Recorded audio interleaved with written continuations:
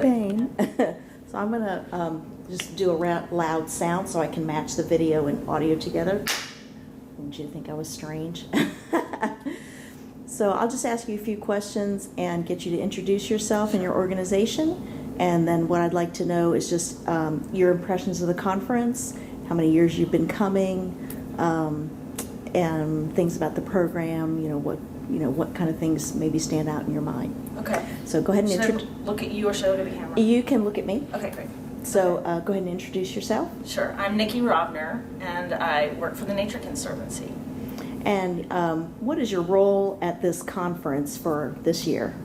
I was on a panel, and I also was the recipient of the Urchel Award. Oh, very good. Congratulations. Thank you. For your panel discussion, what was the topic? The topic was return on investment for the state investment in land conservation. And then we also had another speaker who was on our panel who did a similar study on the return on investment that the state gets for its investment in cleaning up the Chesapeake Bay.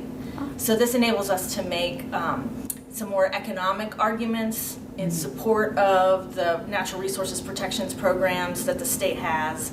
We have a lot of good, biology-based arguments and sort of moral arguments, but decision makers also want to hear an economic argument. And so we're able to tell them, when you set aside a piece of land for public use, or you give an incentive for a conservation easement, here's what the state is getting out of that in dollars and cents. That's what the study was about.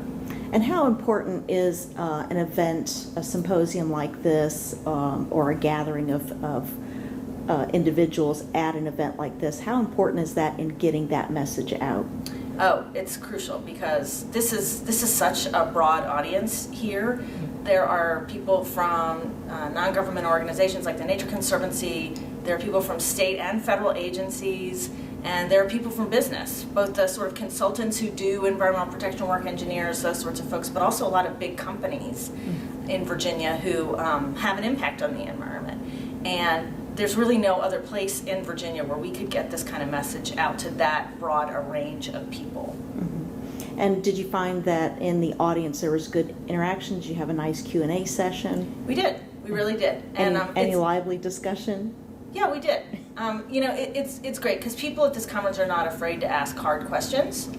It's not just sort of the obvious questions. It's it can be things that make you think a little bit, and there can be a little bit of back and forth. And so not every session is like that, but definitely the one that I was involved in this year was definitely that way. And how about after the sessions? Do you find that does the conversation continue? Have you been able to maybe even start those conversations again during networking events? Yeah, there's a lot of card exchanges that go on at this conference, and then what you do is what I do is I write myself little notes, talk to this person about this, and then after the conference, in the few weeks after the conference, I get back in touch with them, and we're able to follow up. Now, do you look ahead of time and see who's coming and maybe make appointments, or? I don't do that, but mostly that's because most of the people I know I need to talk to, I usually can count on them being here. It is that important an event that people make an effort to be here. The benefit on top of that is that I will meet people that I didn't know or didn't know very well. But in terms of like somebody that I just need to catch up with, chances are they're going to be here. So would you say that this event has had an impact on either the way you do business or the relationships you've been able to develop over the years? Absolutely. There are definitely people that I've gotten to know here.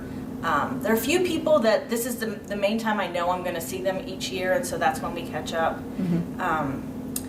Honestly, I can't imagine a year without it. So if you were to talk to maybe people who want to get into this field of environmentalism, either from the regulatory side or the conservation side or any aspect, what would you tell them regarding either coming here, or let's say it's a first time person, they're on the fence about maybe making a decision to come here? What would you say to them? Well, I'd say there are a lot of great learning opportunities. So if you are the kind of person who really likes to just listen, if you come and you sit in the sessions and you listen, you will hear some really important information about new things that are happening. We have the conference every year, so we don't talk about the same things every year. It's focused on sort of what's happening now and the future. And that might be an opportunity for you to get to know one or two people on a panel that is talking about something of particular interest to you. I would also say that even if you're an introvert like I am, it's an opportunity to meet new people when you're standing in line for lunch, or when you sit down at a group of people at breakfast and you might know one of them, but you don't know all of them. Mm-hmm. And you never know who you're going to meet in that way, and it's a really good opportunity to do that. So I would say come and take advantages of both those opportunities, of the main sessions, the meals, the networking sessions, and also go to the panel discussions. What aspect of this year's conference maybe either stood out to you as memorable, or like a big takeaway perhaps that you got from this year's conference? Well, what I'm going to remember is the award, of course. But I also was actually really inspired by Bill Shireman's talk, because he did make the argument that common ground can be found on environmental issues, even ones that seem to be controversial like climate change, among businesses and environmentalists. And not only did he sort of argue that that is the case, but he actually had examples that he'd participated in where it has actually happened. So he talked about the bottle bill in California, and he talked about some big businesses that had been opposed to it, and how he was able to go talk to them and find that there was common ground, that there was a different way to do it to accomplish the goal that those companies could live with. And so I want to think more about some of the things he said. He talked a little bit too about why some of these issues divide us, and what are sort of the pressures at play that make climate change a wedge issue.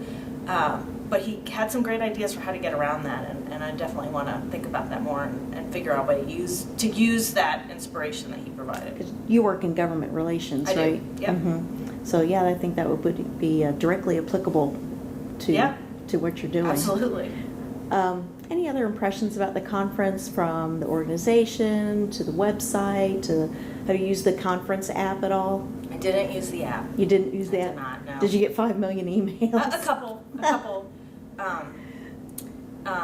And I know this is not part of the interview, but I'll just tell you that I find that I download an app for a conference, and then it's sitting there on my phone taking up room 2 years later. That's why I didn't do it. Well, this is the 40th anniversary of the Virginia Environmental Endowment, and so that came up several times throughout the conference, and they had a special breakfast on that. So that was a nice thing. I always use the website to take a look at the conference program. I mean, I do it, multiple times between when I register and when the conference starts. How was the navigation? Was that? Oh yeah, it's good. It's good. And I noticed last year, it seemed to me that the process of uploading the presentation so you could go back and revisit something you'd seen seemed to be really good. It was pretty easy to do. Yeah, we got a new, universities have moved to an unlimited storage website called Box, like Dropbox, but without limits. We have it at Yeah, CNC. so we're using Box, and so I'm able to just create a folder, put all the presentations in there. What's missing, of course, then, and I might see if I can do something about that or fix that, you don't have the description of what you were to get in that session, and the slides don't necessarily tell the story. Yeah. If you did your job on doing your slides, it's just images and pictures. Right. And you're like, what did they discuss? Yeah. And the person may not have put their notes in the notes field of the slides. Right. I think it's useful if you went to the session. Yeah. If you missed the session, to try to go back and recreate it, that was not going to work. But yeah. So I don't know what we can do about that, because it would require 8 simultaneous recordings or cameras, which would be ridiculous. But anyway, I digress. Anything else about your experience here, coming to Lexington, the VMI venue itself? I love Lexington. It's an adorable town. There are good places to eat here. It's something I look forward to every year. The venue's great, and it's almost gotten to the point. I've been coming to this conference long enough that I don't need to look at the map anymore. I know a lot of it, of course, is happening here at Marshall Hall, but now I know where Moody Hall is, and I know where the Marshall Museum is, and so that's nice too. Any final comments? No?